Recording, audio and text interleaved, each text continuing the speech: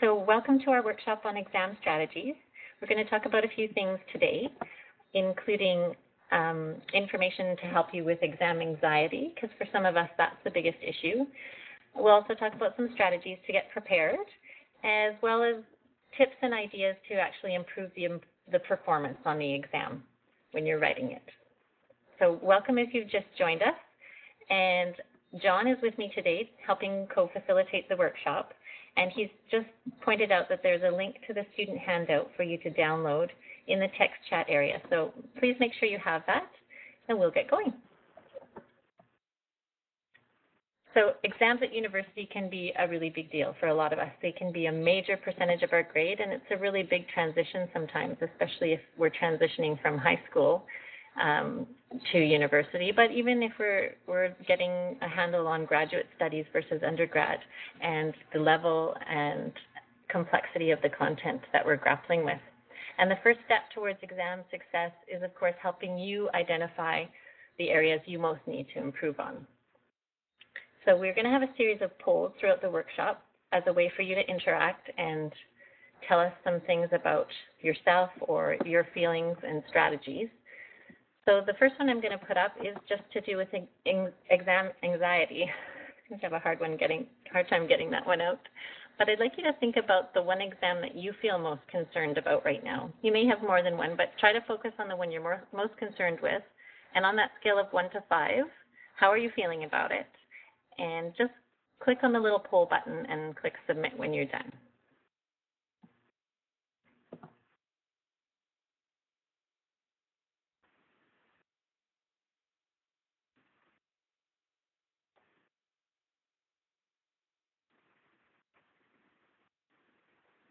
We've just got one more person to respond, and then I'll publish the results, and we'll see how the group's feeling about their exams today. Great. So on a scale of 1 to 5, some of us aren't feeling too concerned at all, and some of us are right down the middle, and the most of us are at about 4 out of 5, between feeling totally relaxed and completely panicked. So thank you for sharing that. You'll notice with the polls it doesn't attach your name, so you can feel free to be completely honest, and we won't know who responded in what way to the poll. So when it comes to our studies, it's really common to feel overwhelmed, sometimes by the amount of content, or maybe sometimes it's about the complexity. And a big transition throughout our studies is moving up what people call Bloom's taxonomy. You've probably heard of this before. We're moving from in high school where you were maybe asked to just memorize facts and dates and theories and kind of regurgitate them on a test.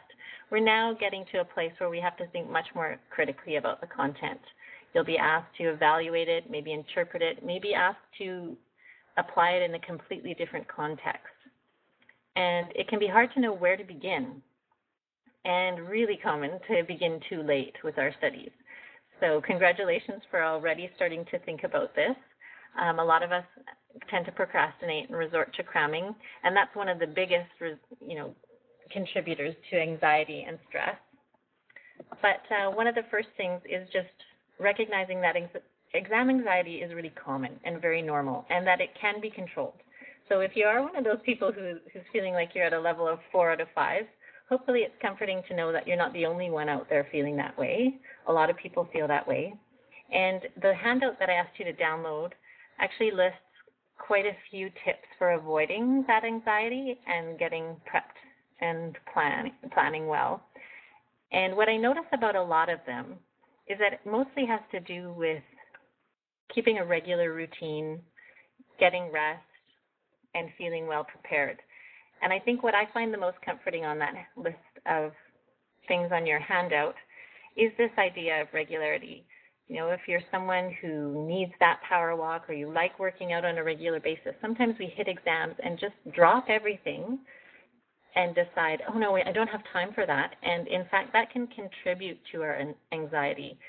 And most studies recommend keeping that routine in your life, making sure you still get that walk will actually make you more productive and potentially perform better than if you just sit and stew and don't necessarily accomplish any more, but just try to change all those regular patterns in your life. The one I really like on there is the caffeine part too. There's some people that tell you, oh, stay away from caffeine, it'll make you too jittery.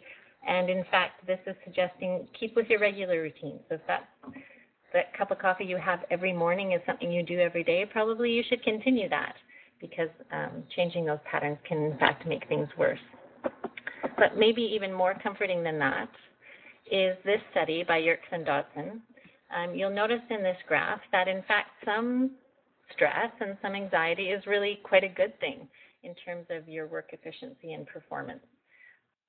I think if we're in the low end of that, it can mean either that we're so overwhelmed, we're completely apathetic, and we just don't care anymore. So feeling a little bit of tension before your exam time, a little bit of nervousness can actually also be really motivating and get us into that study zone where we perform really well.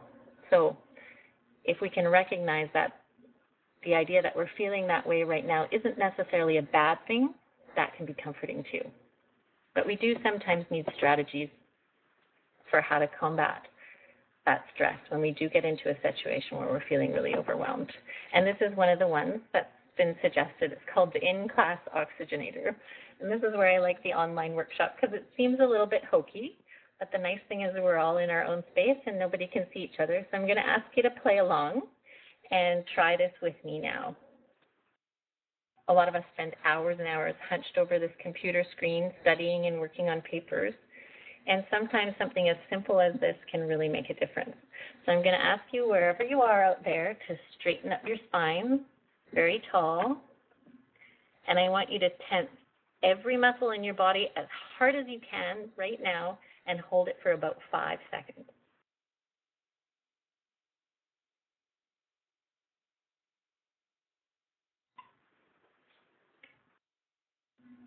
And then release. And following that, I'd like you to take a very deep inhale.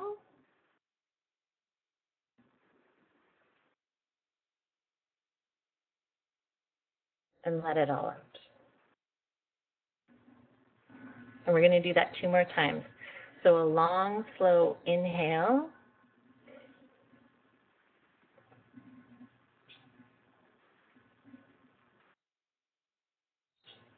And exhale completely. And one last long inhale.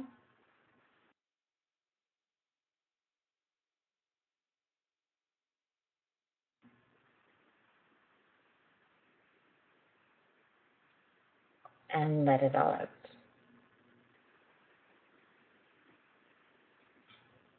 So you've now activated all those muscles and filled your body with oxygen. One last time, I'd like you to tense all those muscles, hard as you can, toes, fingers, everything. Hold it for 5 seconds.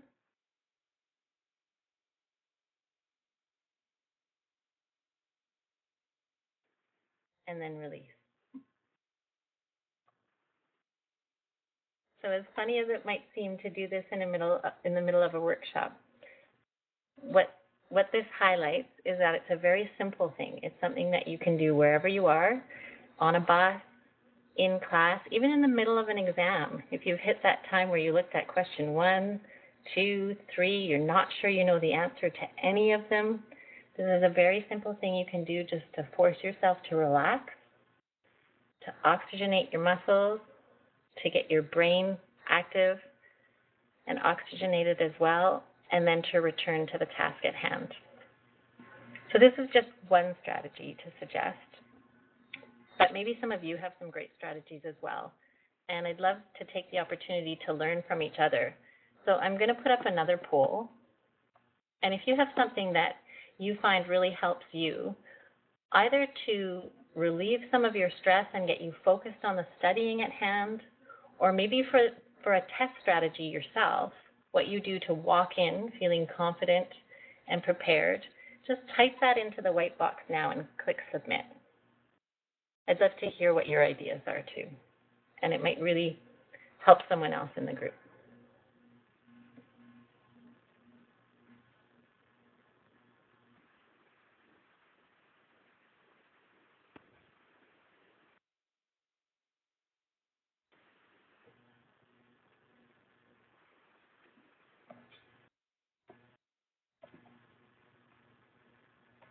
So don't worry, it doesn't have to be earth-shattering. It might be very simple. But sometimes it's a good reminder for us to hear from others that there are simple and really effective strategies that can help us refocus.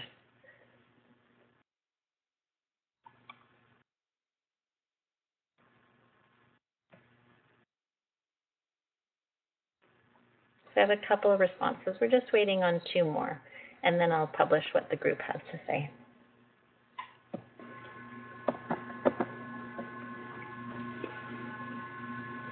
Great. So some of us have really specific strategies about drilling down and condensing those notes in order to review. For some of us, it's about the music that we listen to. And for some of us, it's meditation. I'm going to assume that means a little nap during the daytime too. 25 minutes to watch something and have your breakfast as part of your routine. And for some of us, it's to make sure we stop studying a few hours before the exam and give ourselves that break. So that's excellent. Thank you for sharing those. And I think that's a really good reminder that what's in common with these and the other strategies that I shared is we do often need to just take some time away. And that can be as simple as a breathing exercise or watching something, or it can be an in-depth meditation. But I think that's very, very true. We need to give ourselves those breaks in order to come back and be that much more effective and productive. John's also mentioned a CD for studying with the exam.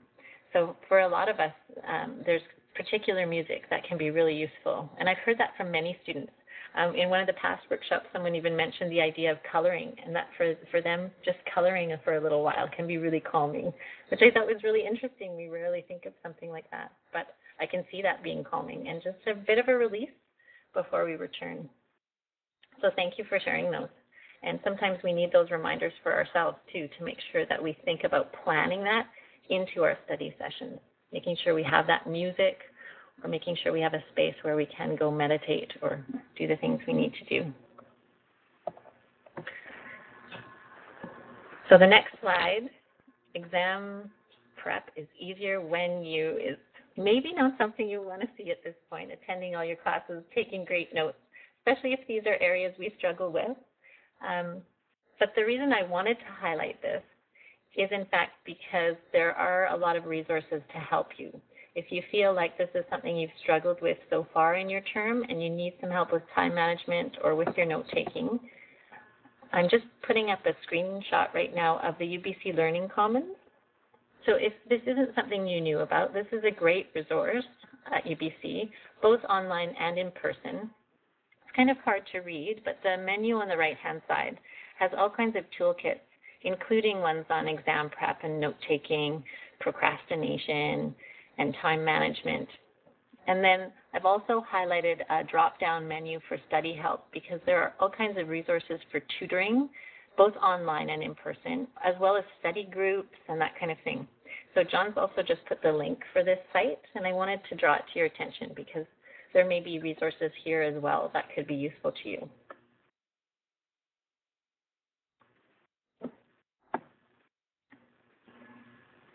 So taking inventory is kind of step 1 of getting going. And this might seem really obvious, but by now, let's say you have an exam coming up in the next week or so, you should probably have all the materials that you're going to need to study for the exam. Your syllabus, your lecture notes, any slides or handouts, all the readings gathered in one place. And it could be just a big pile on the corner of your desk. That works. For me, that's my classic procrastination move, is just organizing it all and labeling it. And I spend too much time sometimes getting it organized instead of just getting down to the work. So as long as you have everything you need and it's in one big pile, you're good to go. And this might seem really obvious that we need to gather our things, but I think the important piece about that is asking why. Why do you think it'd be really important to take inventory of all the material you're going to need before you start an exam? So I'm just going to ask your thoughts before I share what I think. So again, it's just a poll for you to submit. Why do you need that pile on your desk?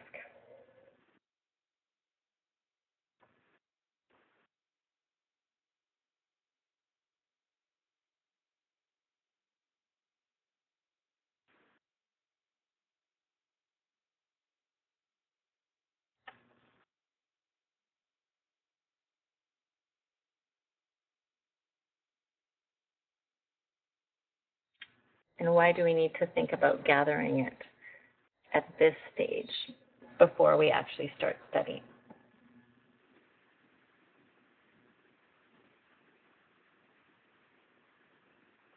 I'm just waiting for one more person to give their input, and then we'll share your thoughts with the group.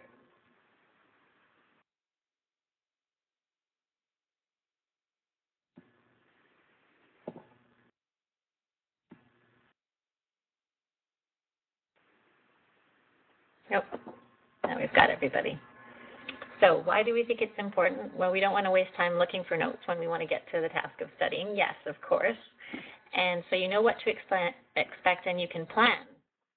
And yes, that's definitely an important piece, making sure you have everything and you can quantify the work ahead. So I would relate those two in terms of your planning. Sometimes I forget what will be on the test and then forget to study it. So yeah, that's an important reason to gather it ahead of time. And because sometimes the slides aren't complete and there's other material we need to go and research. So those are great points. Excuse me, I'm just going to cough for a sec.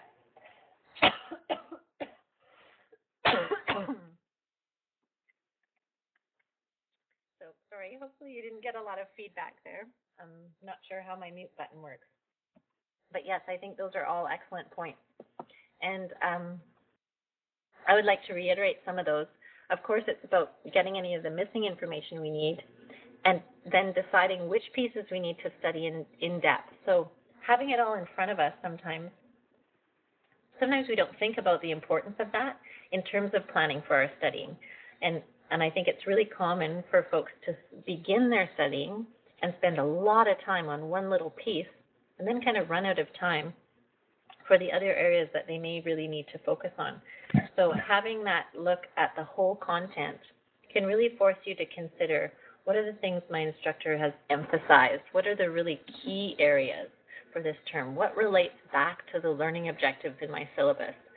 And what are some things that I've seen be repeated by my professor or emphasized or are sort of in line with the things that they really value? Then that might be what's going to be on the exam. And it forces you to think about anticipating that exam itself. What are the questions that are likely to come up? And that can help guide us with our studying. So thank you for sharing that input. I think that we sometimes overlook the importance of this step. It seems really obvious, but it can really guide the planning and focus of the studying ahead. And just to emphasize that last one, anticipating that exam, do we know what our exam is going to look like? For some of us, we get a lot of information about it, and for others, we don't really know what to expect at all. And it can be a really important step in the exam preparation stage. It's just anticipating it. What will be the format? So I want you to think about that toughest exam ahead. What's the one that you're most concerned with? And just share it with the group. What course is it for?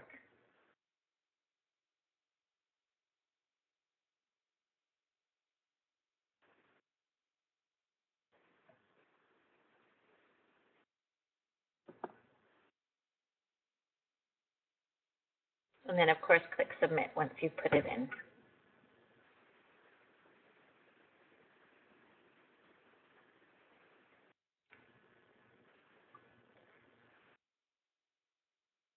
So you may have a few. I'm going to ask you just to pick one, just for us to get a sense of the variety of topics and subjects that people are working on or finding challenging right now.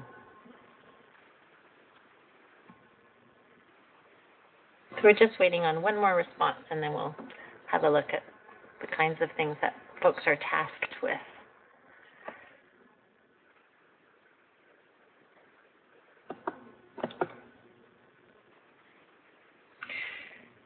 Okay, a lot of them seem to have the same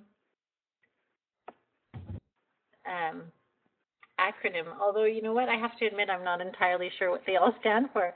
I should have asked you to share more in depth. So CIVL, I'm not totally sure what that stands for, but it looks like it's the common one for many people. You can feel free to tell us more about it in the text chat. I'm sorry if I'm not sure of it. Alex says civil engineering and applied science. Okay, so this is the exam that most people seem to be most concerned with. as well as the mechanics. So with that exam in mind, right now, can you tell me if you know, is your exam cumulative? Was it based on everything in the term or just certain sections? Is it based only on lecture or also on outside readings and resources?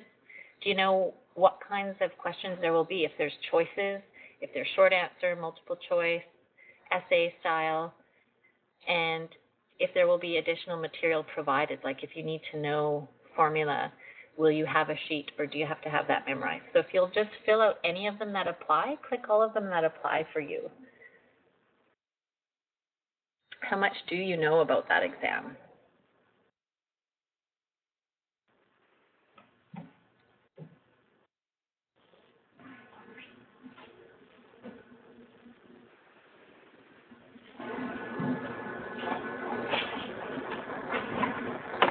We've just got a few more responses coming in yet. Great. So for most of us, it's cumulative. For everyone, it's based on everything, the text and other readings. Nobody knows if there's choices, and some of us aren't really sure if there's extra material or formula provided and the types of questions that will be there. So if we don't know the answers to these questions, wouldn't we want to? And can we find out? So this next slide is called Strategies to Achieve the Outcome You Want. And one of them is about practice exams. I don't know if any of you have access to practice exams for these courses you've mentioned. I know for many, it's very common for some of the societies, like for math courses or physics courses, to provide practice exams. And some profs will give them to you as well. So this is something that I would consider finding out, because as much as you can't really ask exactly what's on the exam, it's perfectly appropriate for you to ask your professor or your TA questions like, will there be choices, or what types of questions are there mainly, or will there be the formula sheets given? And those things are okay to ask. So seeing your professor or TA to find those things out is a really good idea. Or if you know people who've taken the course before you, if you're lucky enough to have that kind of resource, you know, picking their brain about the types of questions that they've had, or just the type of exam it is, how many questions, how many choices, that kind of thing can be really important. And then again, I'm going to mention the Learning Commons, because there are those tutoring opportunities there, and there might be someone there who could tell you, or who could put you in touch with a study group or folks that might be able to help you out who've been through some of those courses before. So I would really encourage you to consider finding those things out. Sometimes it can be hard to ask, but those are perfectly appropriate things to ask. On the last page of your handout, I'm not sure this necessarily applies to this group given the exams and the things that you're studying, but I did add a little checklist of things for you to go through. And there's a couple links there to pass math exams and physics and that kind of thing. There's also a website that I highlighted, but I wanted you to know that it's not directly affiliated with UBC, so it's really important to check for instructor names or the dates to make sure it's a good reflection of the courses that are currently being offered. But those kind of sites can also be really useful just to find out if there are practice exams available, or if you're able to get in touch with people who've been through the course before. And so speaking of the exam itself and the types of exam questions, this is the next section that I wanted to go through. Because if we don't know what types of questions we have, or maybe we just know which kind of questions we really struggle with. For myself, I'm fine with essay questions. That's what I have a lot of experience with. But I do find that I'm a bit of a mess with multiple choice. I tend to second guess. I do all those things that you're told not to do. So sometimes learning some tips and strategies for ways to approach different types of questions can be really, really useful. So I did include a lot of that on your handout. It starts on page 2, and it goes for a number of pages listing specific strategies for each of these types of questions, for multiple choice, for true and false, for short answer, and for essay. So this is the time when I'm going to ask you to just spend a bit of time reviewing some of those strategies, because there may be things that strike a chord with you or that you didn't know before. And maybe just pick one or two of the tips for a specific type of exam question and be prepared to come back and share them with the group of the ones you think might be really useful. So I'm just going to give you a couple of minutes to just read through that and have a look and tell us what you think. I know there's a couple that I hadn't heard of before that I wished I had known.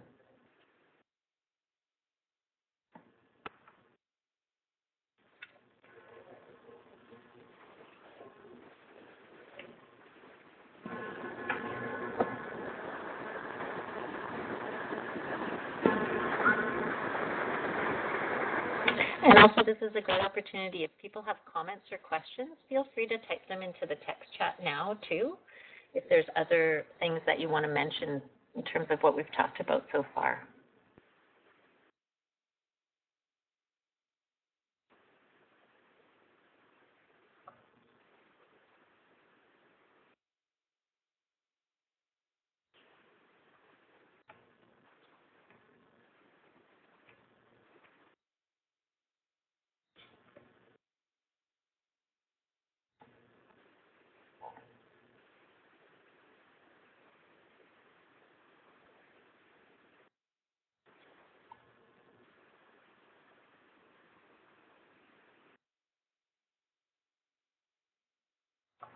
So Patricia's mentioning that one thing confuses me is people say to go with your first instinct, and then other people say double check.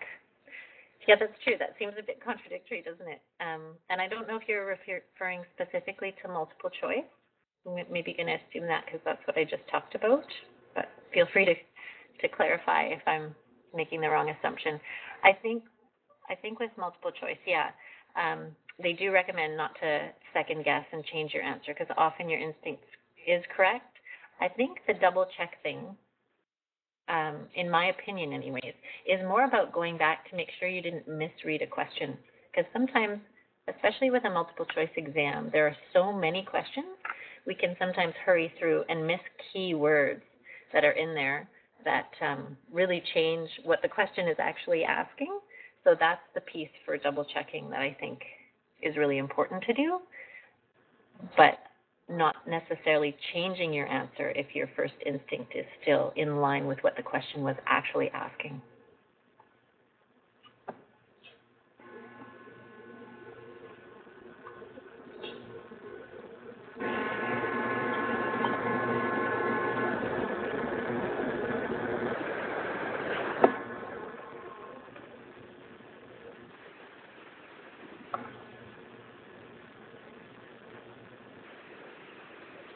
Oh, I'm hearing that there's quite a bit of feedback again, and I apologize to the group if you're getting all kinds of bad noise over the waves. I'm not sure why that is. Could be my headset or something. I don't have the mute button on anymore, but I am going to pull up the next slide. Thanks for letting me know, John. Just because we were just talking about multiple choice, if there were other tips that you want to share or specific ones from the handout that you think are important to highlight for the group, please feel free to put them in now.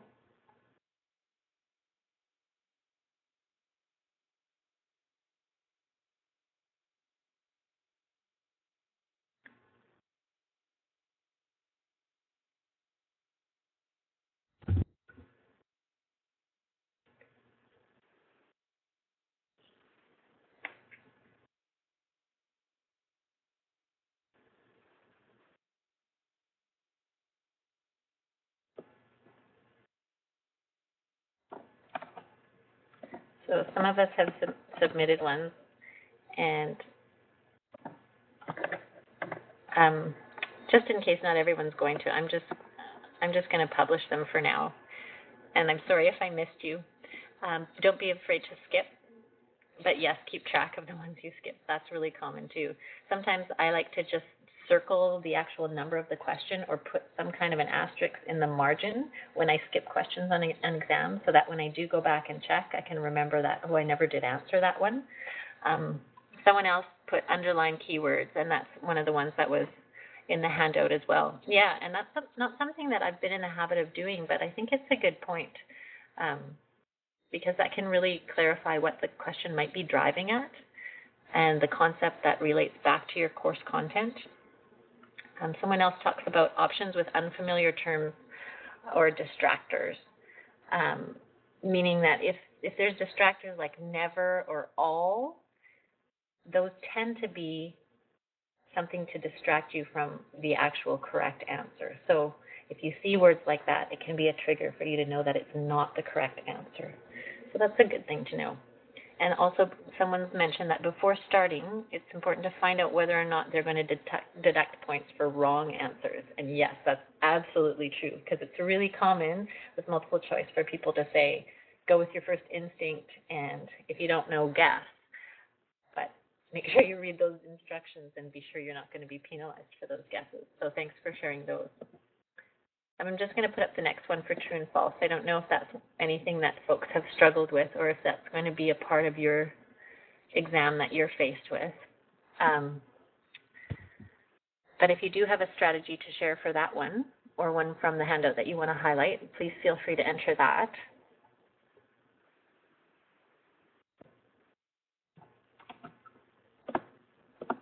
I know some of these I thought were useful because they aren't things that I had heard before.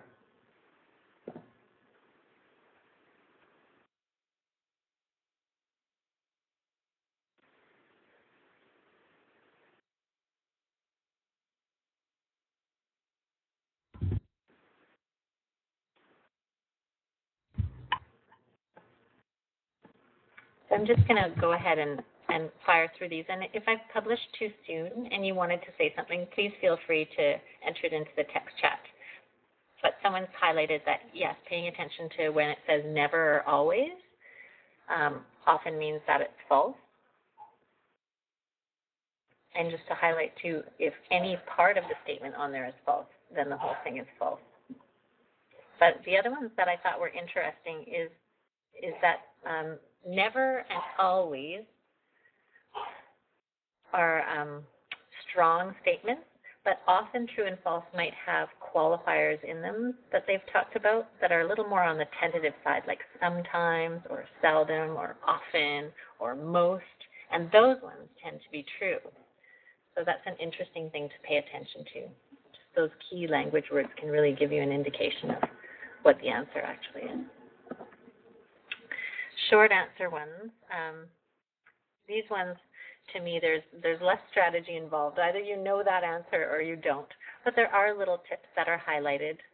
Maybe I'm not going to actually ask you to enter this poll because I'm not sure there's that many, but just little grammatical things like a sentence starting with an will tell you that the answer is going to start with a vowel, that kind of thing. We're probably pretty familiar with. The essay question part, if there's things that you wanted to share here, I'll ask you to enter that piece.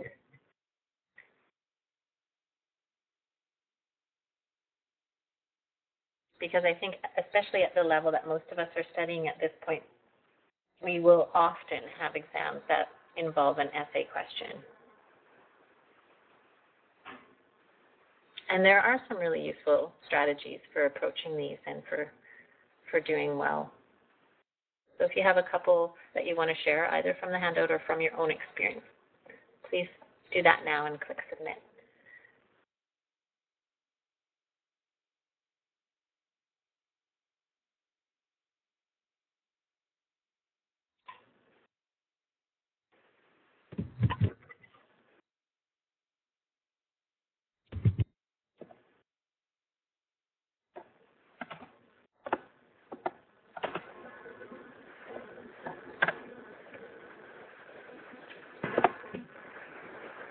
And again, I'm kind of firing through these quickly, and so please also put them in the chat area if I missed you. But I just wanted to highlight a couple of things as just reminders to us. So someone talked about outlines. Yeah, for some of us, it's really important to write an outline for an essay question. Other people, not so much.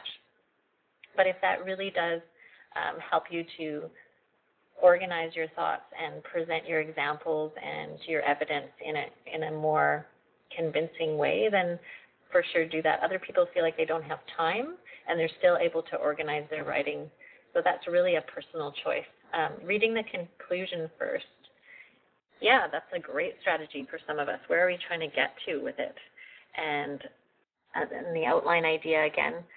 Answering the easiest question first, building your confidence. This is an interesting one to me because I think, again, it's a personal choice whether it's important for you to do that and build your confidence, or whether you're someone who, like the final one says, needs to go over the whole exam, look at what points are allotted per question, and to tackle the ones that are worth the most first, so that you're not running out of time and spending too much time on the easier questions that aren't worth as much. So that's always something to weigh a little bit.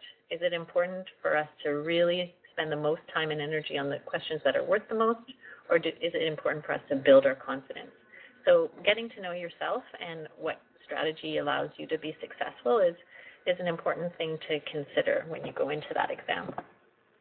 I know that I like to look through, if I have a number of big questions, look through that point allocation and make sure that I'm leaving myself enough time.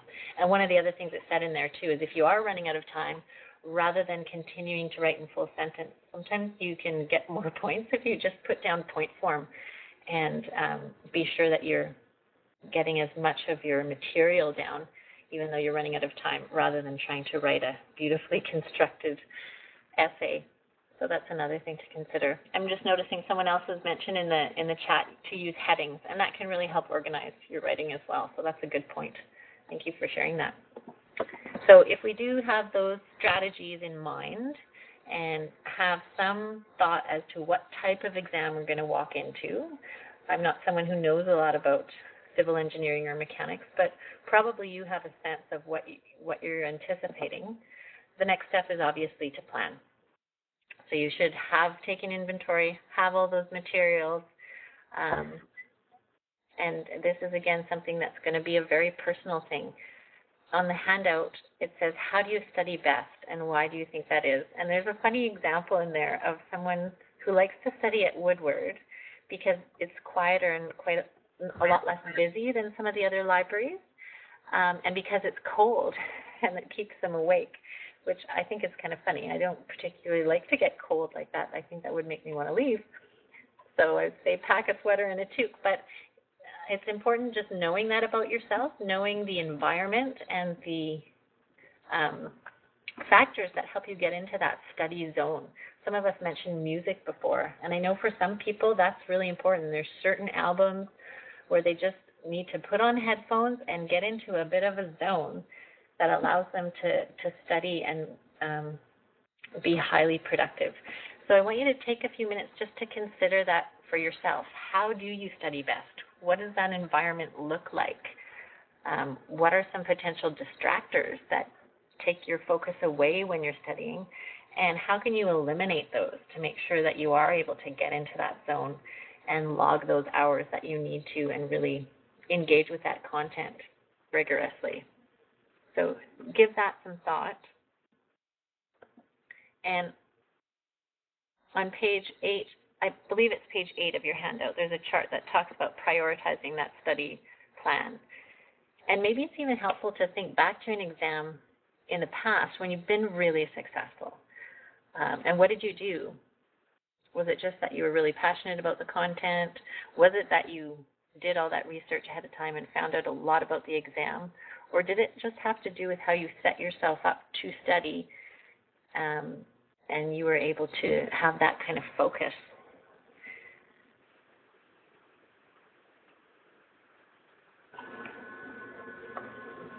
So giving that some thought, you don't actually have to fill it out right now,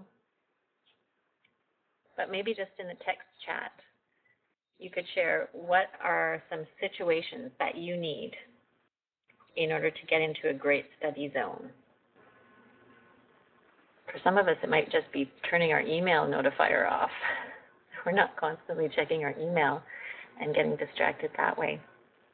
So I'm not going to actually put up a poll, but if you have something to share, just type it into the text chat, what you think gets you into that zone.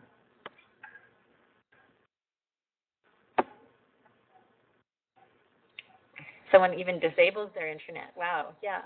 So we can waste a lot of time online. It's amazing sometimes if you put on a timer and or even just take note of the time, how long we can spend getting distracted. So that's a good reminder. For some of us, it's our phone.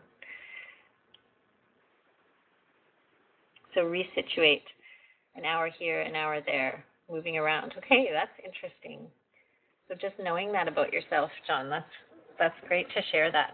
I'm probably someone who's the opposite. It takes me a while to get going, and then once I get into a place where I don't have those distractions, I can log 2 or 3 hours and get into a really productive zone. But if I'm distracted out of it, I find it really hard to come back again. Oh, Alex is asking about the page on the handout. I believe it was page 8, Alex, where it talks about how do you study best. So I don't need you to actually fill it out right now, but it just is an opportunity for you to go through those questions for yourself and really consider. Oh, no, I'm sorry. It's page 7. Yeah, page 7 of your handout. My mistake. But on page 8 of your handout is a little template for creating a study plan. And this is just an example. So if you do happen to have a biology 335 in molecular genetics, it's not in December. This is just totally hypothetical. But what's interesting on this one is the idea of breaking it down into what your exam is worth, percentage-wise in your course, and what your current grade might be based on your marks, and what your desired grade is, and then calculating what is it that you need then to achieve that desired grade. Sometimes it's important for us to just give ourselves that reality check and really know what it breaks down to. And it might, for some of us, it might just be a pass, or for some of us, it might be a certain mark that we're really looking to obtain. And then do we know what we need to achieve to get those results? And then for this person, they've realized that this exam is pretty high priority, because for them to get that 75 desired grade, they're going to need 80 on the final. And that could be pretty hard, given that their current grade is down at 65. So this is going to be one of their high priority exams. It's something that they're going to need to spend maybe the most time at, and it's going to take more effort. So they've listed some strategies of condensing notes, and that they really need to take time to meet with their prof or TA to clarify trouble areas or questions that they might have.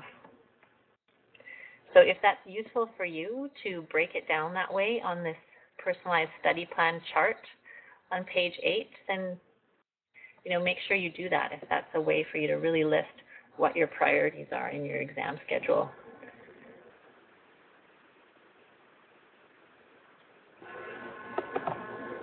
And then the next one I'm going to bring up is something that says get started in 5 minutes.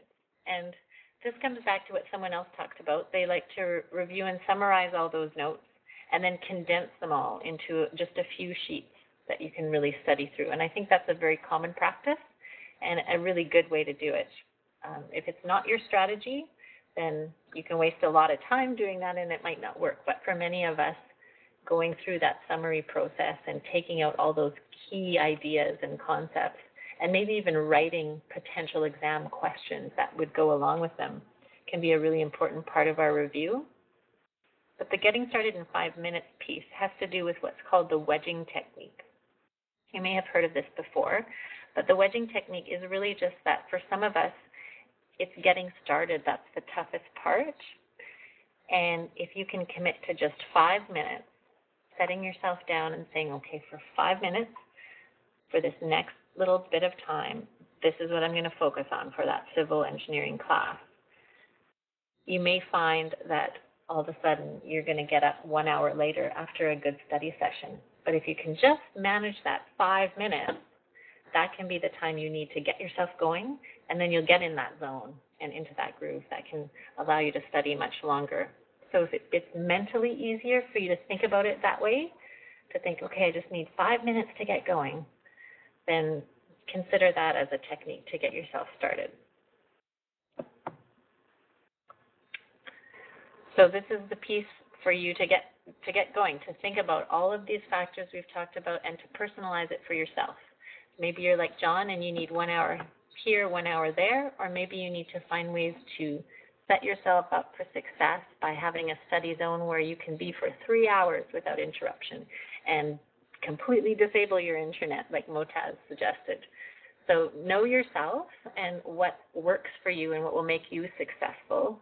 Know what your priorities are for that exam, and then think about what you can do in the next couple of weeks to get yourself there.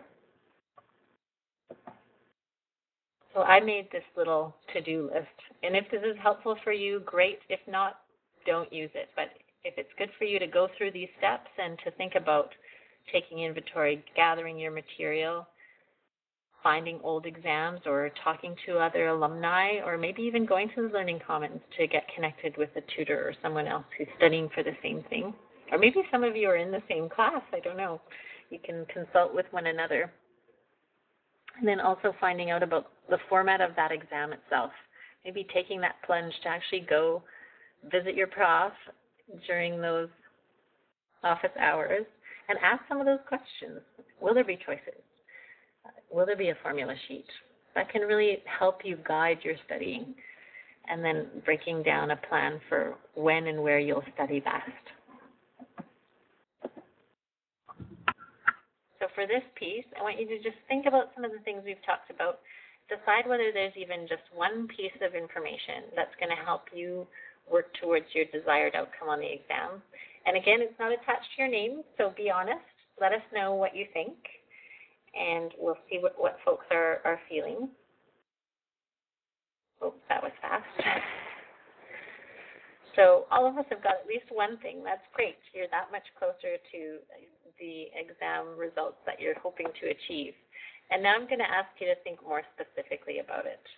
So please think about 3 specific things, that you can do that will help you succeed, that work with your study style, with your particular course or exam question type.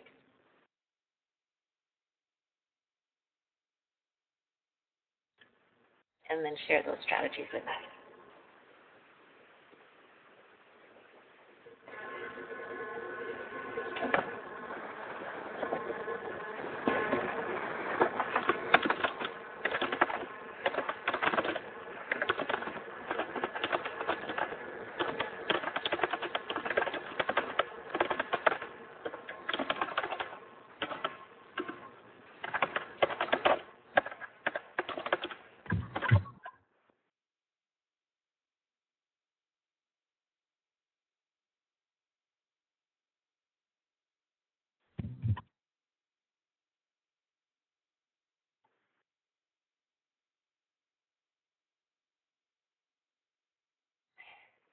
Oh, sorry, I'm hearing that you can really hear me typing. I guess I'm a very aggressive typer.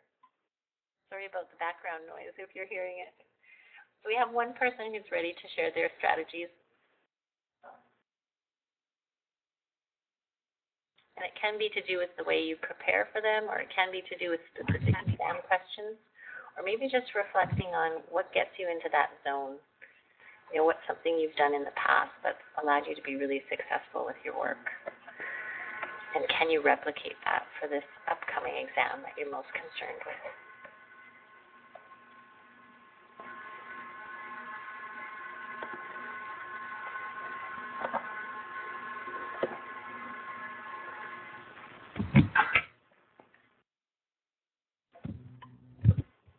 So we've just got 2 more people thinking about it, and that's okay if this piece takes longer, because in many ways this is the really important part, for you to apply what you've heard today to your own situation and what really is going to allow you to make a plan that works for you.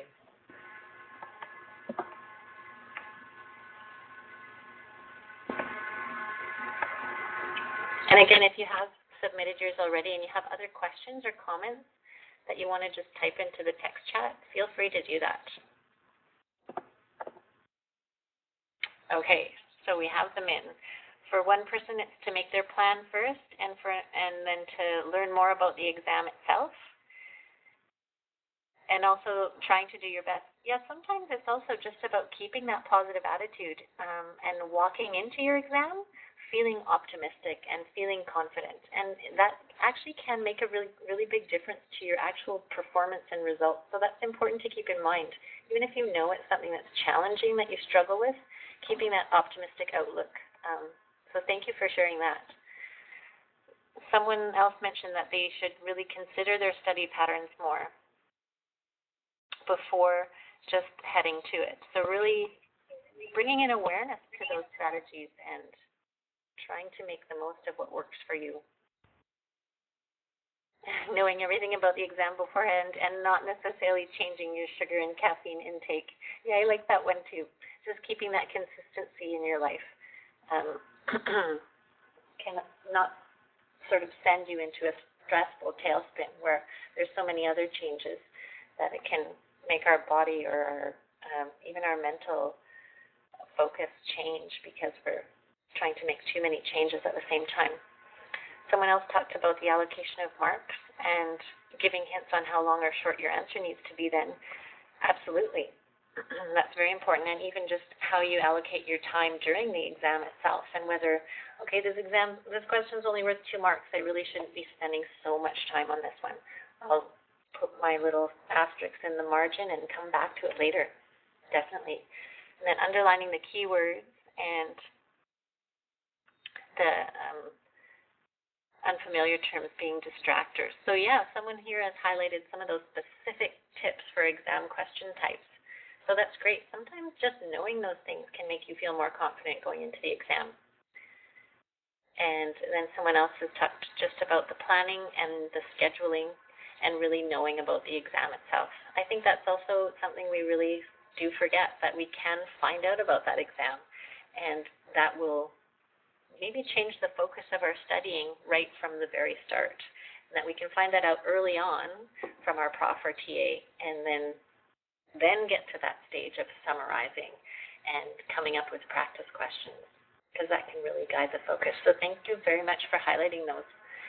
And if you have other questions or comments, please feel free to continue them in the chat. We're kind of drawing to a close, but John's also going to put one more little link in the text chat area, and it's a short survey just on the WIMBA classroom experience itself and also on this workshop in particular. So if you wouldn't mind clicking on the link and filling it out, it literally is like a 2-minute quick poll type survey, but it really makes a big difference to us and what we can continue to offer in the future that will be most suited to what you're looking for. And also, if you've got comments or questions, fire away for the next little bit. We'd love to hear more of what you think and even other strategies that you want to share with the group.